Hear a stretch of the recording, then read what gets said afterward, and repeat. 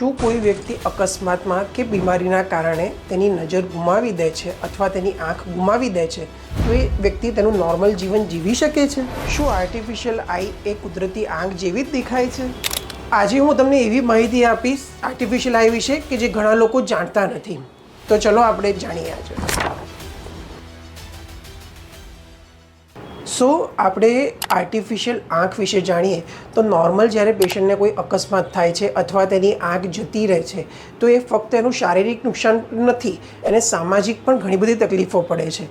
બધા લોકો જોડે એને મળવામાં તકલીફ થાય છે, એનો કોન્ફિડન્સ ડાઉન થઈ જાય છે, એનો મોરલ ડાઉન થઈ જાય છે. તો આવા સંજોગોમાં એના જેવી જ લાગતી બીજી આર્ટિફિશિયલ આઈ પહેરાવવાથી પેશન્ટનો મોરલ્સ ઘણો બધો વધી જાય છે. એની બંને આંખ એક જેવી જ લાગે છે, કોઈને કશું ખબર જ નથી પડતી અને પેશન્ટ બહુ જ ઇઝીલી સમાજમાં ફરી શકે છે અને બધા લોકો જોડે કોન્ફિડન્ટલી વાત કરી શકે છે. હવે આપણે જાણીએ કે કોને કોને આર્ટિફિશિયલ આઈ લગાવી શકાય અથવા કોને કોને આર્ટિફિશિયલ આઈની જરૂર પડે. તો એવા દર્દી કે જેને ગંભીર અકસ્માત થયો છે, અકસ્માતમાં એને આંખ કાઢવી પડી છે અથવા જેને ગંભીર બીમારી થઈ છે અથવા સિવિયર દુખાવો થાય છે આંખમાં અને આંખમાં નજર બિલકુલ નથી, એવા પેશન્ટને દુખાવાથી રાહત માટે આંખ કાઢીએ છીએ અને પછી અમે એના ઉપર આર્ટિફિશિયલ આઈ લગાવી શકીએ છીએ. એવા ઘણા બચ્ચાઓ છે કે જે લોકોને કેન્સરમાં આંખ કાઢવી પડી. હવે કેન્સરમાં આંખ કાઢ્યા પછી અમે નવી આંખ લગાવીએ જે આર્ટિફિશિયલ આઈ હોય છે. એમાં નોર્મલ દેખી શકાય એવી આંખ નથી લગાવી શકતા, પણ આર્ટિફિશિયલ આઈ જરૂરથી લગાવી શકાય છે.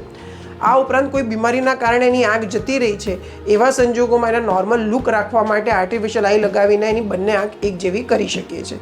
તો આ પ્રકારના પેશન્ટોમાં અમે આર્ટિફિશિયલ આઈ લગાવી શકીએ છીએ. હવે આપણે જાણીએ કે આર્ટિફિશિયલ આઈ બનાવાય છે કેવી રીતે.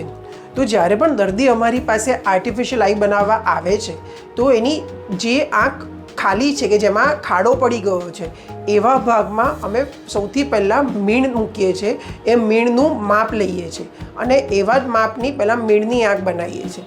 એના ઉપર અમે પોલીમિથાઇલ મિથોએક્રિલેટનું કોટિંગ કરીએ છીએ જેથી બંને એક જેવી લાગે અને સેન્ટરના ભાગમાં જે કાળો ભાગ છે એના બટન્સ હોય છે, 3D બટન્સ હોય છે, કોર્નિયલ બટન અમે એના ઉપર લગાવીએ જેથી બંને આંખ એકદમ એક જેવી લાગે છે અને આને કહેવાય છે કસ્ટમાઇઝ ફિટ આઈ.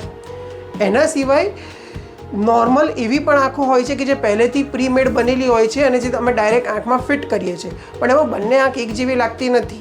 તો એવા સંજોગોમાં customize fit eye is very important. અને અહીંયા અમારા ત્યાં doctor Shah super speciality eye હોસ્પિટલમાં અમે કસ્ટમાઇઝ ફિટ આઈઝ બનાવીએ છીએ અને બંને આંખ પેશન્ટની એક જેવી કરી કાઢીએ. ઘણા લોકો મને પૂછતા હોય છે કે આર્ટિફિશિયલ આંખ પહેરવાથી પેશન્ટને દેખાઈ શકે છે. તો ના, આ મિથ છે કે આર્ટિફિશિયલ આઈથી પેશન્ટની નજર આવતી નથી. ફેક્ટ એવું છે કે એનાથી પેશન્ટનો લુક એટલે એનું મોઢું બંને એકદમ સરખું લાગે છે, બંને આંખ એક જેવી લાગે છે. ઘણા બધા લોકો મારા જ પોતાના દર્દી મારી પાસે ફરીવાર પાછા આવે 2 મહિના પછી તો મને નથી ખબર પડતી એની કઈ આંખ નકલી છે. એને મારે મશીન પર ચેક કરવું પડે ત્યારે ખબર પડે છે કે એની આ આંખ નકલી છે, આંખ અસલી છે. તો એનાથી નજર આવતી નથી પણ સમાજમાં ઊભા રહેવા માટેનો કોન્ફિડન્ટ અને મોરલ બૂસ્ટ થાય છે. આપણે ફાઇનલ એવું વિચારીએ કે શું એક આંખ જતી રહે જીવનનો અંત છે? તો ના, એવું નથી.